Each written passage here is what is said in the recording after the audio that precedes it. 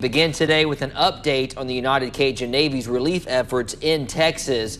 Donations and assistance from all over the country are continuing to pour in for survivors. News 10's Bailey Liebert joins us now in studio after talking to the vice president of the volunteer group. Bailey. It's been nearly a week since deadly floodwaters ripped through parts of central Texas. Louisiana volunteers are still on the ground, including the United Cajun Navy and their partner group, Mission Mules. I checked back in for an update on the exhausting and emotional effort to help communities recover. 6 days into their deployment, United Cajun Navy volunteers remain scattered across Center Point, Ingram, and Sandy Creek, still searching, still hoping. But for many, reality is setting in.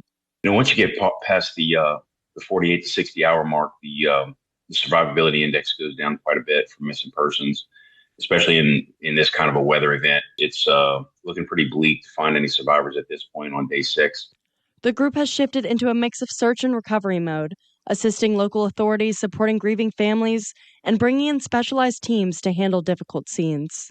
We decided early on that we're just going to use volunteers that are combat veterans for this mission, because we knew that just regular people, I'll call them, if they came across a deceased child, it might scar them for life.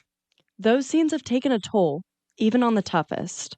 He came across a child's Bible and he picked it up, and it was obviously from one of the little girls that was at the camps. She had very detailed notes that she's made, lists of her favorite scriptures, and that took him out. I had to pull him off the field and send him to one of our counselors. Support teams like Mission Mules have been critical, using mules to supply food, water, and equipment for the Cajun Navy teams in extreme heat.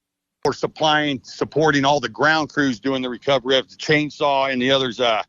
We are supporting everything as far as their electrolytes, make sure they have everything they need because it's so hot out there on that river. Tober says the United Cajun Navy support has been essential to their work.